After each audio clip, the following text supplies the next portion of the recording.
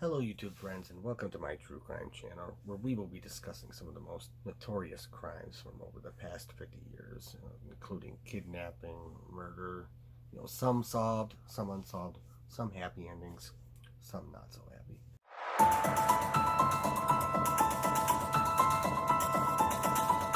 Now, true crime has always interested me. I've watched a lot of true crime documentaries growing up, and I love the investigative tools that law enforcement uses to track down criminals and solve cases. I also love how they've gotten more advanced over the years. For instance, there's the use of DNA evidence, which has been used to solve 25-year-old murders, and then there's the use of CCTV cameras, which pretty much exist everywhere, including bars, public streets, shopping malls, etc., etc. Another thing that fascinates me as well are the victims of these despicable crimes, who have actually gotten stronger because of their ordeal and have even used their ordeal to help others, and some have even helped change the law.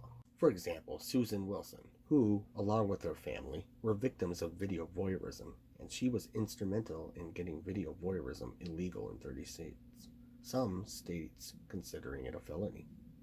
Then there are a family of friends of victims who can no longer speak for themselves, who have also helped influence the law. For instance, the use of the Amber Alert system, which changed the way that missing children searches are conducted.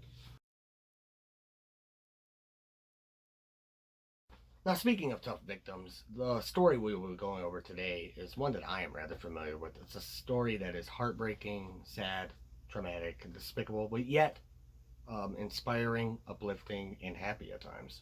Um, yeah, the case I am referring to is that of Steven Stayner, who was kidnapped on his way home from school in 1972 in Merced, California.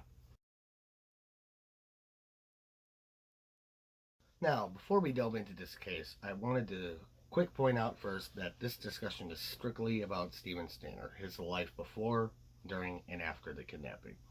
I will not be talking about Carrie Stayner and the murders he was involved in. This discussion is strictly about Steven Stayner. But towards the end of the video, I will talk about the 2003 trial regarding Kenneth Parnell, Steven's kidnapper. But yeah, ladies and gentlemen, this is a true story of the heroic, brave, courageous, and kind Steven Stayner. Stephen Gregory Stayner was born on April 18th, 1965, to Delbert and Kay Stayner in Merced, California. He was the third of 5 children, had 3 sisters, and one older brother, Carrie.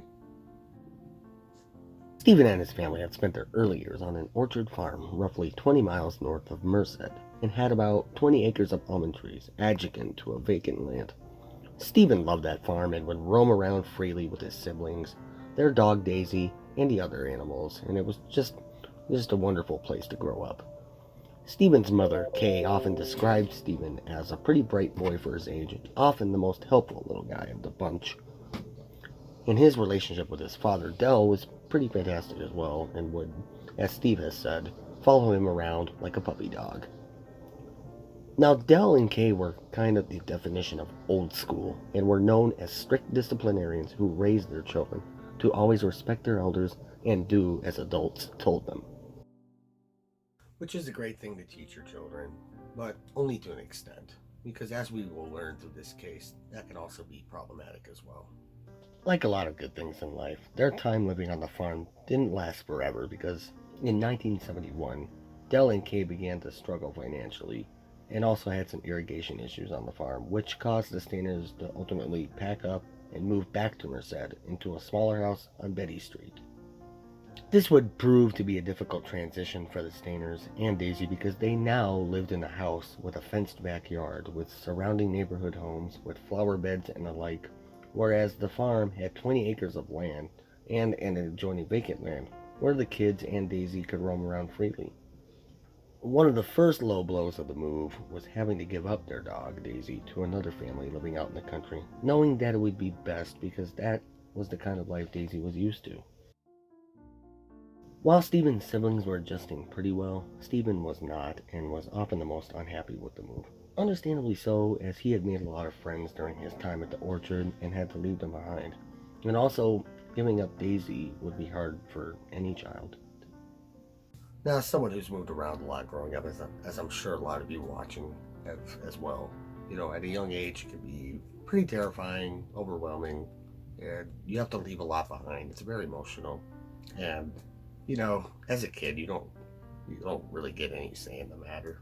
Stephen, along with his siblings, started attending Charles Wright Elementary School, where Stephen had a bit of a rough start, but then started to adjust a little better and started making more friends at the school, and was always good at making friends, according to his mother, Kay.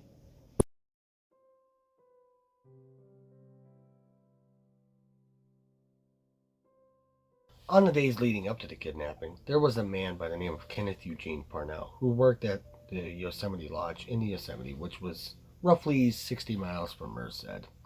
He had confided to a fellow friend and coworker who also worked at the lodge by the name of Irvin Edward Murphy that he was longing for a child to raise, a boy, a troubled boy in particular, and had told Murphy that he was willing to do anything to get that child, even if it meant just snatching him off the street. So they start frequenting Stephen's neighborhoods several days in advance, scoping out potential troubled boys whom Parnell would take in as his son.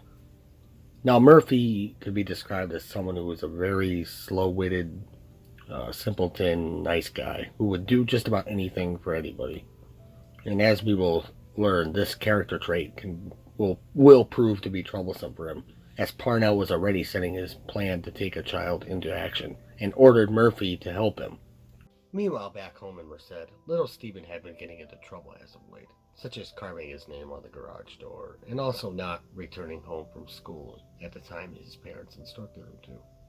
In fact, he was actually due for an upcoming spanking um, for his recent troubles, a spanking that was made knowledge to Kenneth Parnell by a very nosy postman. In fact, that's kind of what played into Parnell's decision to want to take Steven Stayner. So, it's December 4th, 1972, and Stephen is set to walk home from school just as he normally did. And on his route home, he would normally pass a service station on the Yosemite Parkway. But on this particular day, he was approached by a man, Irvin Edward Murphy, who was handing out religious flyers to various kids in the area. He approached Stephen and asked him if he, or actually his mom, would be willing to donate money to a church. Stephen said yes, she probably would. And then he um, tried to convince Stephen to give him a ride. And that's when Kenneth Parnell pulled up in his 1960 Buick and further convinced Stephen to get into the car. And unfortunately, Stephen agreed. Now, at this point in the story, I'm sure some of you are wondering how Stephen's parents could let him walk home alone from school at such a young age of 7. Well, I think the simple answer to that is that this was the 70s and it wasn't uncommon for children to walk to and from school by themselves. I mean, I grew up in the 90s. I walked home alone from school as well and never had any issues. I traveled about the same distance as Steven Stayner. But here's the thing, I don't think the issue was the parents letting him walk home alone. I think it was the fact that they didn't, and I mean no disrespect to the parents, by the way, but it was the fact that they didn't properly teach him how to deal with stranger type situations, and maybe if they had gone a little bit more in depth, then Stephen wouldn't have been so easy to convince to get in that car. And this is something Kay has expressed deep regret in the new documentary on Hulu about Steven Stayner titled Captive Audience.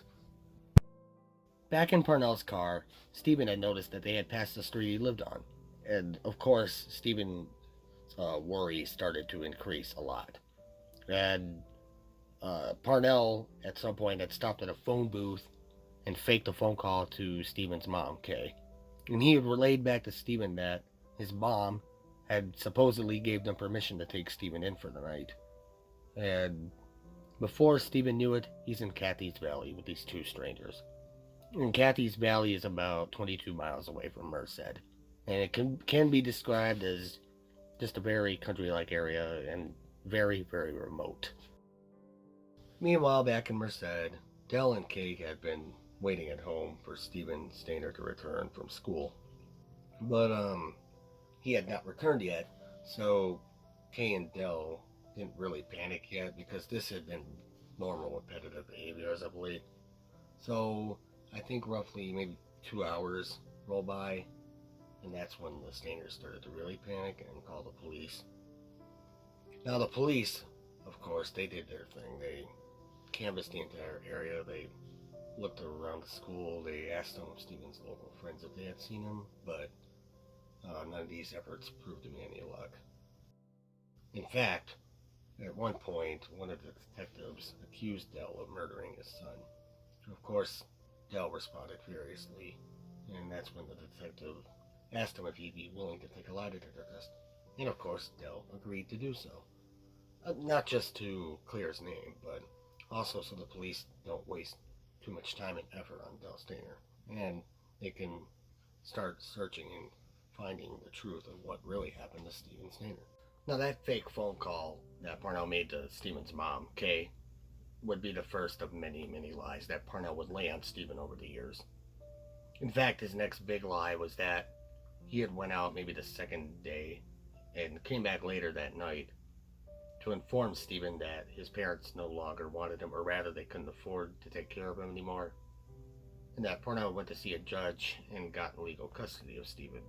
Not only that, but also that he had changed his name to Dennis Gregory Parnell, and that he were to call Parnell Dad from now on. Now, shit, I can only imagine what was going on through Steven's 7-year-old mind at that time. The fear having to live with this creepo and never seeing his family again. And unfortunately for Steven, this would only mark the beginning of this hellish nightmare that he would have to endure for the next 7 years, as we will soon learn the real reason why Parnell wanted to kidnap this child. So the true motive behind Parnell's kidnapping of Steven wasn't just because he simply wanted a son, but he wanted a young boy he could sexually abuse on a daily basis, which was later learned by Steven to have started occurring the night he was taken. Now, I'm not going to go into the disgusting details, obviously, but this would become everyday activity for Steven in the 7 hellacious years he had to spend with Ken, whom he now had to refer to as Dad. Now in public, Parnell had been passing Dennis off as his son, moving from one place to another all over California, and even enrolled Dennis into several schools. Now, how he was able to do this without showing records from Charles Wright is not known in great detail, but because this was the 70s, before technology took over, Parnell was able to use this delay to his advantage, and was able to transfer Dennis from school to school. On top of the abuse Stephen had been suffering, Parnell also had Steve start smoking cigarettes and drink alcohol at an early age, and at one point brought a woman home, Barbara Matthias, and this woman had forced Stephen to have sex with her. Parnell also heavily manipulated Stephen and lied to him by threatening to have him sent to a foster home where they whipped children if he had told anyone his real name, about the abduction, or about the sexual abuse. Now, this is not to say that his time as Dennis Parnell was 100% awful all the time. No, there were some positive aspects when he was living as Dennis, such as his dog Queenie, whom he received about a week after his abduction. Also, he had made some friends here and there from the places that he lived at. When he was about 13, it seemed that Parnell and Stephen had finally settled down at Camchi, which is a very rural town and about 260 miles away from home. Now, Camchi, California is probably where Stephen made the most amount of friends. He even had his first girlfriend down there, Lori. And they would hang out and just have lots of fun, and Stephen was allowed to roam around free at this point. Parnell left him with very little supervision, as he was often job hunting or going to a job he already had, and Stephen and his friends just had to run to the town pretty much. Now at this juncture, I'm sure some of you are wondering, why didn't Stephen try to go home? Or why didn't he try to reach out to his parents when he physically could have? Well, I mean, the reason for that is because when he was 7 years old, he was taken. He was taken at 7 years old, and early on, Parnell had coaxed and manipulated him, and just fed him lie after lie after lie. Then at 7 years old, Stephen had to swallow because he's a child, and also he was mentally trapped up here. Yes, physically he could have escaped, but he was mentally trapped. He believed that if he had tried to go home, he would have been sent to some abusive foster home, or he would have wound up back in the streets, because that is what Parnell led him to believe. But Stephen often thought about his family back at home, though, and would think about them and miss them a lot. In fact, at a party one time he attended with his friends, he got super drunk and started making allusions to his past, saying that, I miss my family.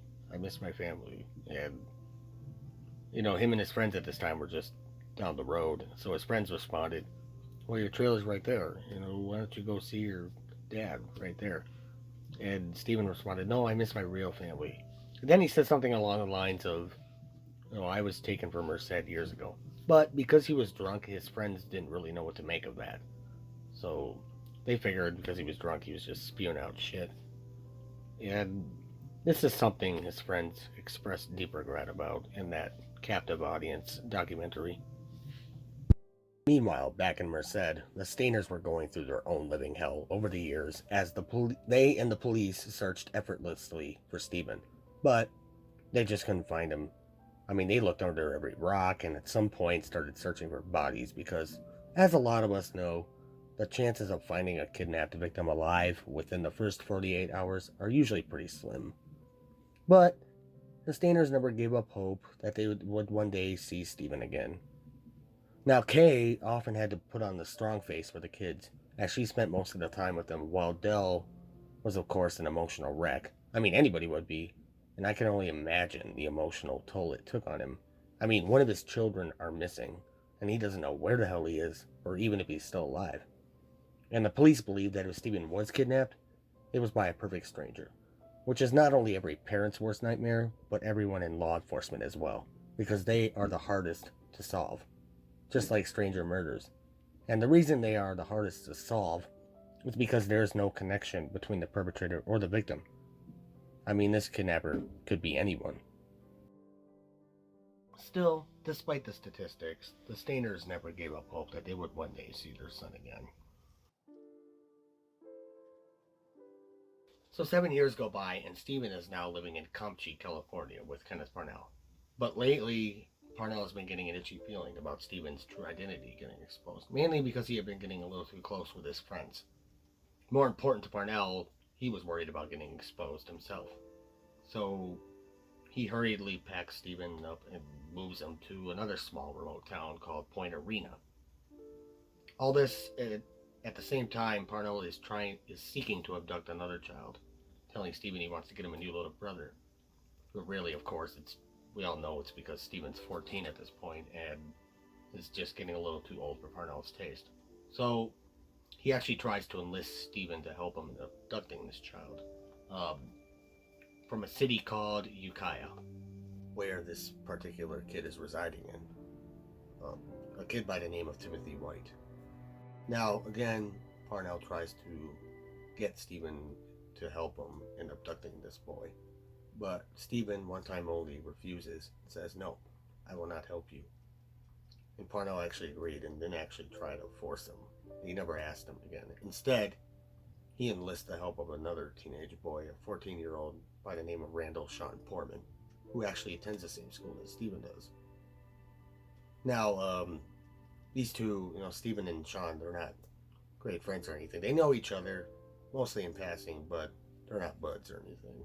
But Parnell, again, he enlists the help of Randall Sean Portman and offers him $50 and some marijuana as a form of payment in helping Parnell grow his family, as he put it, and told Sean Portman. So Parnell and Sean are waiting on Loose Street in Ukiah, which is the street they know Timothy White will be taking on his route to his babysitter's house, which is where Timmy stays while his parents work. So Timmy starts taking his normal route home, Only this time he is approached by a teenager, Sean Portman, who is pretending to have car troubles, and asks Timmy if he would like to help. But Timmy actually says no, tries to run away, but Sean Portman had caught up with him. And unfortunately, Timmy was no match for the much larger teenager. So Portman throws him in the back of the car, and Parnell, the driver, hurriedly speeds away, supplies Portman with sleeping pills, and has to pry Timmy's mouth open to just get him in there. Now, Timmy is just fighting for his life at this point, but eventually the sleeping pills kick in, and Timmy wakes up in a cabin in Point Arena, which is about 50 miles away from Ukiah. Steven Stayner later returns home, horrified at the discovery of this little boy who is sleeping on the couch. And Parnell just smugly says, "Hey, happy Valentine's Day. This is your new little brother." So Timmy had stayed at the cabin for roughly 2 weeks, thankfully untouched by Parnell. Um, During his 2 weeks, he had spent a lot of time with Steven Stayner, and they got along tremendously. They would play games and just run around the cabin together. They would run around outside. They had a lot of fun together. But one day it hit Steven that, hey, Parnell's not going to wait much longer. You know, he knows what will be in store for Timmy if he stays around long enough. So Steven decides to formulate a plan to escape with Timmy one night, preferably when Kenneth is at work at his night shift job at the Palace Hotel in Ukiah. Now they had managed to try to escape a few times, but uh, each time they struck out because Timmy got too cold or he just got too tired and then got to be too far, and so Steven would always just take him back to the cabin. But one night, they struck gold. Now, this next part of the story is rather my favorite aspect of the story because it truly exemplifies Steven Stayner's bravery, courage, heroism, determination, and just what a truly good soul he was as he prepares to take Timmy White and embark on this pretty risky journey to get him back to Ukiah, which is about 50 miles away from where they are currently staying at. So Ken is preparing for his graveyard shift at the Palace Hotel in Ukiah, and he instructs Stephen to put his little brother to bed after he gets out of there. But of course, Stephen has no intention of doing so, and the only place he intends to put Timmy is back at home with his parents in his own bed, which is where he belongs. And in his own big way, he tells Parnell, "Now I'm not going to let you hurt or touch this child," by taking Timmy and escaping Parnell once and for all. So they manage to hitchhike for about 20 to 30 miles until they are finally able to hitch a ride from a man who spoke very little English, but was able to take him to Ukiah nonetheless. When they arrive in Ukiah, Timmy has trouble remembering where he lived. So Stephen attempts to locate his house, but without luck. So he decides the next best thing to do is to take Timmy to the nearest police station. And he tries to send Timmy in alone to find the first cop he sees and reveal his name. But Timmy gets spooked, runs back to Stephen, and the policeman spots both of them running, and he catches up to them. They take both boys to the police station, um, and they are happy at the discovery that the little boy is the recently kidnapped victim, Timmy White. And they call the parents. The parents arrive at the station. They reunite with Timmy, and then they properly thank Steven Stayner for his efforts, heroic efforts, knowing that if it wasn't for him, they could have gone a lot longer without seeing Timmy. Meanwhile, in the other room, Steven Stayner is getting intensely questioned, and they even think that he may have had a role in the kidnapping of Timmy White. After about an hour of questioning, intense interrogation, Stephen finally breaks down and tells him his true identity. And it's been said in the movie and in the book by Mike Echols that he revealed his name by saying, "I know my first name is Stephen. I think my last name is Stayner." Not too long after, Stephen reveals the identity of the man who kidnapped him, Kenneth Parnell, and he tells the police where he is working. So they go to his job, and they arrest him and take him into custody. And not too long after, they arrest his accomplice, Irvin Murphy, for his role in the kidnapping of Steven Stayner, and they bring him into custody. With Kenneth Parnell in custody, Steven now has to make a positive ID on him, which of course is not going to be easy because this is a man that hurt Steven for so many years. This is a man that Steven was afraid of.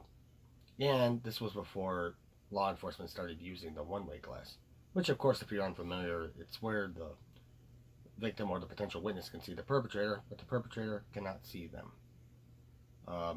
So Steven, when he identifies Parnell, he has to do it face to face. Again, he showcases his bravery and courage. Meanwhile, the Stayners are at home unaware of anything that's going on until they get a knock at the door at 3 a.m. in the morning from an officer named Tony, who had been close with the Stayners for years and remained active on the Stayner case. Never giving up hope, just like the Stayners didn't.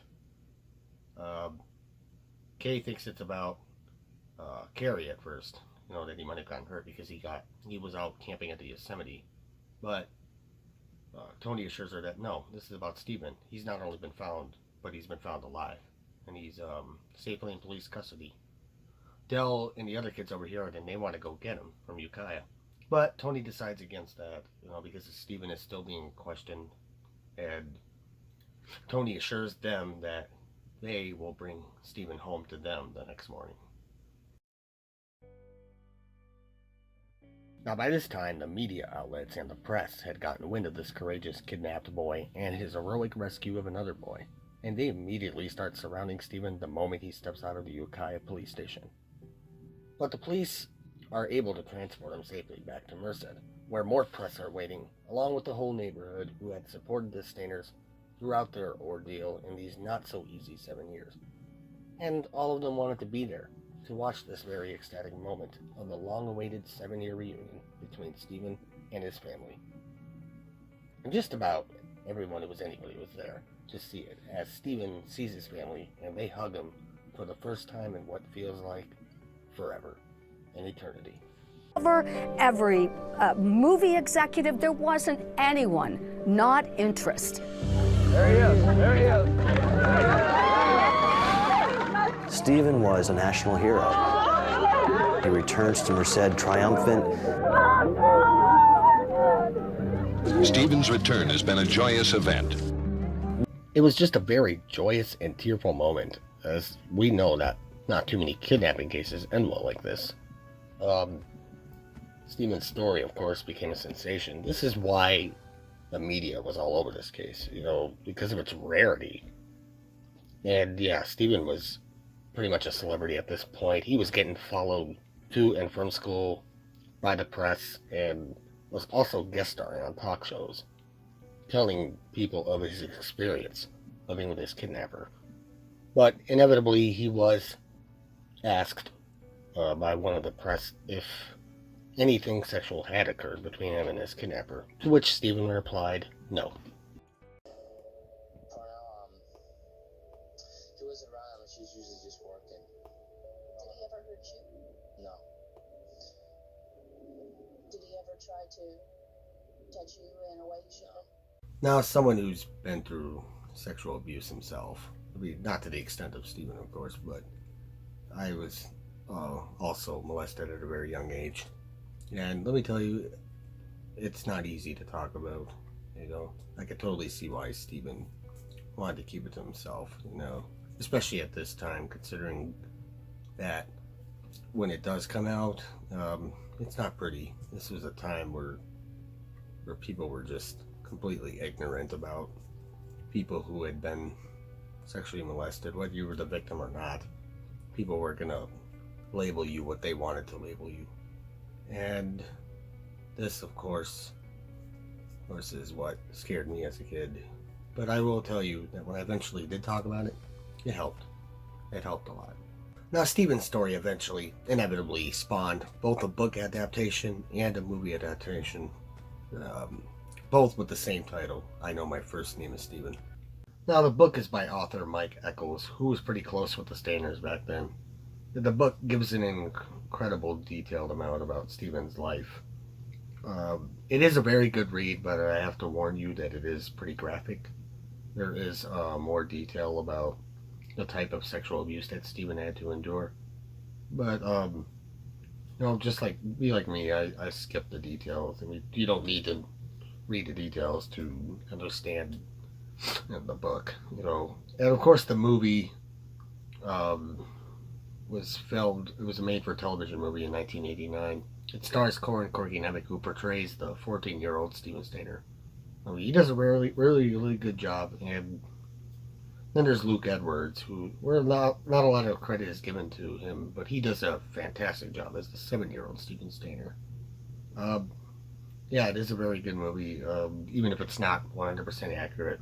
For instance, he didn't meet Jodie Edmonton, who later became Jodie Stayner, until later on in life with one of his jobs. But again, both the book and the movie I highly recommend. So Stephen is now reunited with his family in Merced. He's attending school and is just slowly readjusting back to life as Steven Stayner. And his parents, of course, are doting on him, and the rest of his family members as well. And especially Dell, who is having trouble looking at Stephen as a 14-year-old.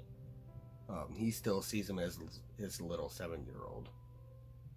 So Stephen is attending school. He's doing pretty well, and people, the press, are continuing to follow Stephen, and they continue to hound him with question after question.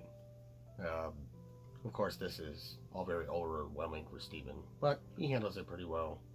But one thing is that that's hard to get used to is his real name, because sometimes a family member will address him by name, but he doesn't respond right away because he's still used to being called Dennis, because he had lived as Dennis Purnell for 7 years. But his return had its share of problems, but he handled it pretty well. That is until the police, they get Kenneth Parnell's criminal record, and it turns out he has quite the record of sexually abusing young boys, which kind of makes you wonder how he was able to get job after job after job.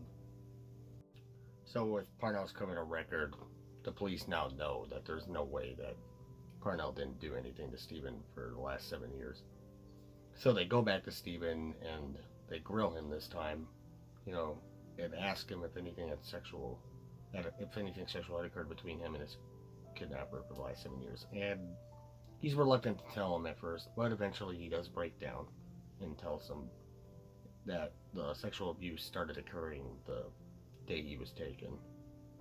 And after the abuse came out, things started to go south for Stephen. I mean, not only was he under immense pressure from the police, but the media started to get really ugly, and they started to demand more information about the abuse that Stephen had endured. And basically, for them, it's like, yeah, let's put this out for the world to see. This is definitely one of those cases where I really dislike the media because of what they put Stephen through.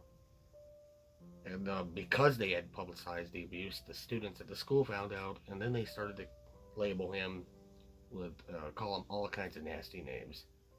I mean, his sexuality was just completely under attack all the time. To top it all off, Stephen now was asked to testify against Parnell about the abuse in court. I mean, like this, as if this poor kid hasn't been through enough already. So Steven Stayner and Timmy White are preparing to testify against Kenneth Parnell at their respective trials. Now, Timmy White's case comes first, and Timmy White bravely gets up on the stand and testifies against Kenneth Parnell and Sean Foreman, and points them out as the kidnappers. And Steven Stayner also testifies on Timmy's behalf, stating what he knows about the kidnapping. Then Sean Foreman gets on a stand and states that Kenneth Parnell had paid him $50 and gave him some marijuana to help in the abduction of Timmy White. Now, Sean Foreman's case gets transferred to juvenile court because of his age. And then Kenneth Parnell gets up on the stand and actually tries to implicate Sean Foreman's father and say that he's the mastermind behind the Timmy White kidnapping. Thankfully, the judge did not buy it. And ultimately, the judge sentenced him to 7 years for the kidnapping of Timmy White. Now fast forward about 2 weeks later, now it's Steven started to get up on the stand and testify at his kidnapping trial against Kenneth Parnell and Irvin Edward Murphy. But of course, Steven is very adamant about getting up on the stand in front of spectators, his family and the like, just pretty much everyone. But as he has proven to be good at doing so many times in the past, he bravely gets up on the stand, testifies against Parnell, and tells the court detail after detail about the type of sexual abuse he experienced in the last 7 years. But this proved to not be good enough. As the judge, first he sentenced Irvin Edward Murphy to 5 years for his role in the kidnapping of Steven Stayner. But they basically said that Parnell couldn't be prosecuted for the crimes of molestation because he was protected by a statute of limitations. So, and he also said that Parnell had served the maximum sentence allowed for the kidnapping of Timmy White. Basically, all in all, Kenneth Parnell was sentenced to 7 years for both cases, but he only served 5 years of that, which is 100% bullshit and wrong. I mean, he served less time than when he had Steven Stayner. I mean, he held Steven for 7 years and sexually abused him every day in those 7 years. And he only gets 5 years. I mean, no matter how they legally twist it, morally, that sentence will never make sense. It's very despicable, almost as despicable as the crime itself. I mean, I know the laws have changed a little bit since back then to provide for longer prison sentences, but still, just it's mind-boggling to think that back then they didn't take crimes like that serious enough. And if it were up to me, I would have put Parnell away for life. I would have put him away even before Steven and Timmy, when he first sexually assaulted a boy in the 50s, which is when he purchased a fake deputy's badge, lured a boy into a police car, and took him to a secluded location and forced him to do things. And then the psychiatrist later on deemed him a sexual psychopath. Now, yeah, that is not someone who should be allowed to roam the streets, you know. Again, I would have just put him away then and there. So yeah, like I was saying, Steven did kind of go through a rough patch after the trials, understandably so, as anybody would, because the man who tortured you had just, for 7 years, had just gotten off lightly. So Steven at this time began to drink heavily. He began smoking again. He was attending parties, coming home late. He was racking up fines related to driving, and you know, eventually the teasing got to be so bad that he dropped out of school. But even though he dropped out of school, he managed to land a few odd jobs. And at one of these jobs, he had met a Jody Edmonton, who would later become Jody Stayner. And they got married in 1985 and had 2 children together. Now, also around this time, Steven was doing really well. He was attending public groups. He was attending child abduction groups, giving seminars, just educating various people of the dangers of talking to strangers, and also the dangers of kidnapping, you know, and why it's important for parents to talk to their children about stranger danger. As a father, of course, undoubtedly, he was a loving father. You know, Kay described him as just really active. He loved his children and would dote on them. He was just an absolutely terrific father. And it sucks because he only got to spend about 4 years with his children, all the way up until 1989. Now, before I forget, before I talk about his death coming up, I wanted to just quick point out that in 1989, when the movie came out, he did have a small part in the movie as a police officer. It's a real blink and you'll miss it appearance, where I believe it's during a scene where he plays a cop who's taking Steven home. The reason I bring this scene up is because Steven actually had aspirations to become a police officer, which I'm sure he would have excelled at. So it's September 16th, 1989, and Steven is getting ready to go to work at a local pizza joint that he now works at. He hops on his motorcycle On his way to work, a cruiser backs out of a driveway and rams into Steven's motorcycle, knocking him off and giving him massive head injuries. Now, the police and the ambulance arrive. They try to rush Steven to the hospital, but unfortunately, by the time they arrive, it's too late. Now, Steven was actually reported to have not been wearing a helmet at the time, and the reason for that is because about a week prior, he had reported his helmet stolen. As for the driver, Antonio Laura, he had tried to flee to Mexico. I mean, it was a hit and run, but the police catch up to him and they arrest him as he is facing the charge of vehicular manslaughter. And he actually only does 3 months in prison because the defense argued that his car had mechanical issues at the time. So now Steven's funeral is being held at the Church of Latter-day Saints, and about 500 people show up, including Timothy White, who is now 14 years old at this time, and actually trying to become a police officer. And he is actually one of the pallbearers at Steven's funeral. You know, his death was so untimely, very sudden, so very tragic and sad. You know, he had such a rocky life, and you know, my heart goes out to the Stayner parents as well, and the rest of the family, you know, for all the hell they've had to endure. I mean, they were robbed 7 years to spend with Steven, and they were robbed all over again, pretty much, you know, by losing it once and for all at such a young age of 24. I mean, I'm just glad that he got to live a pretty decent lifestyle in the last remaining years of his life. He had a good wife, 2 loving children, even though he only got to spend 4 years of being a father to his children. But he had made the most out of it. And as I said earlier, he had aspirations to become an officer, which I'm sure he would have not only reached that goal, but he would have been a terrific cop because he was a good person and had good morals, which is basically the best weapon an officer can have.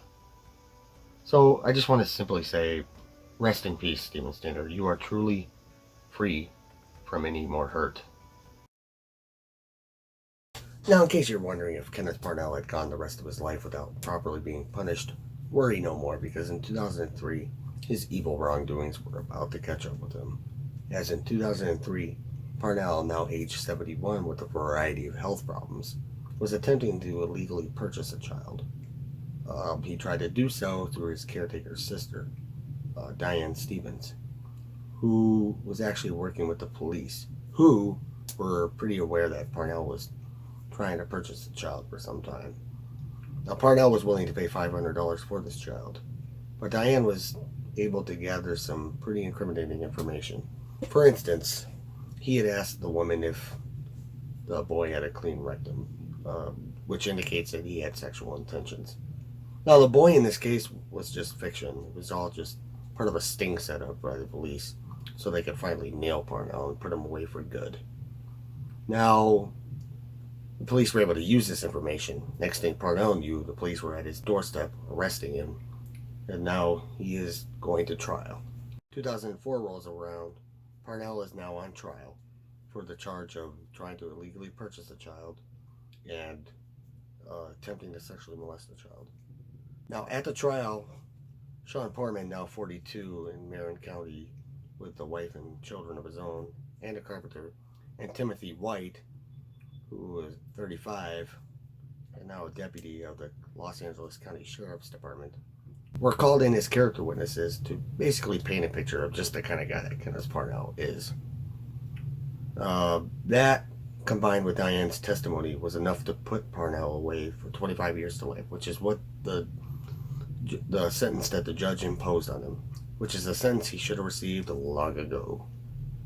But back to Sean and Timmy, they reportedly saw each other after proceedings. Sean had told Timmy he was sorry for snatching him all those years ago. And Timmy responded, "It's okay, I forgive you." I mean, all the more to Timmy for being so big and being able to forgive Sean.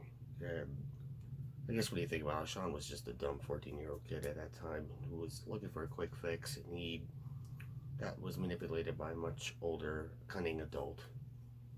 But yeah, Timothy White, again, he is now a deputy, very successful, and Like his hero, Steven Stayner, he'd also participated in guest lecture groups and child abduction groups, lecturing people, adults, children, about the dangers of strangers.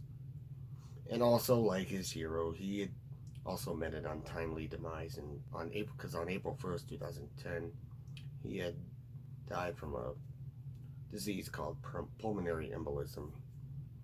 I mean, it's just so tragic. Just like Steven, it's just they both lost their lives at such a young age. Um, Kenneth Parnell also met his demise in 2008, and he died from natural causes.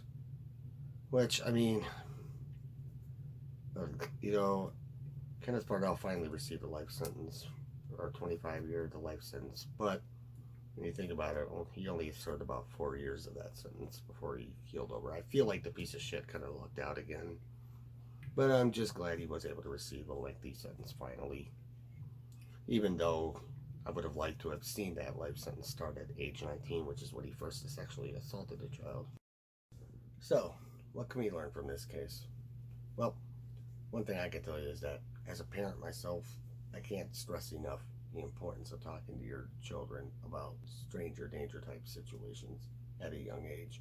Because, unfortunately, child molesters and predators, sexual predators, they don't care what age your child is. In fact, they prey on that. They prey on the innocence of children. And, it's important to explain the types of trickery and tactics they will use to get your child into their grasp.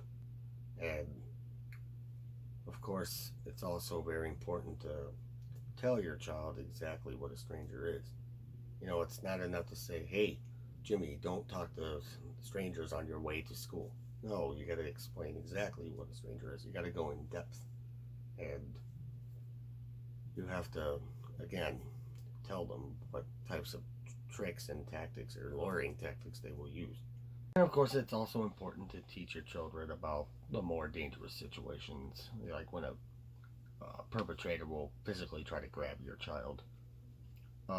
One thing that I love that parents do, I think every parent should do, is they create a code between them and their child that only they know, but the perpetrator passing themselves off as a family friend or whatever wouldn't know. So last thing I kind of want to go over again, just a little bit more, it was about sexual abuse. As I've already pointed out, I encountered it at a very young age, and the reason I'm telling you guys is just for people who have experienced it as well. I can tell you the one thing that does help is to simply talk about it. Talk about it with a friend or family member, psychiatrist, whoever you need to, just open up, because it does kind of free you up a little bit. I mean, especially if you're using that experience to help others. Now, I can't tell you, how much that has helped me over the years. For instance, my experience really opened up my awareness, especially when I became a parent. And, when my children were growing up, I would take them to the park. And I would watch them, but I would also observe how other people were acting as well. But yeah, talking about it really is therapeutic, And, I'm not the only one who firmly believes so. Any chance I get to talk about it, I think really helps me deal with the problem. The more I talk about it, the better I can deal with it. Well, thank you guys for watching my first true crime video. I hope you enjoyed it. If you did, hit that like and subscribe button for me. And, with Halloween coming up, this is definitely a crucial time to be talking to your children about the dangers. We got too many crazies out there, too many Kenneth Parnells of the world out there. We have to be really careful. Tell your children, about when they get their Halloween candy. If they happen to come across a homeowner who's trying to invite them inside their home, tell them that's an absolute no. And also tell them not to eat their candy until they get home so you can properly inspect it. Again, thank you guys for watching, and have a happy and safe rest of the year. Peace.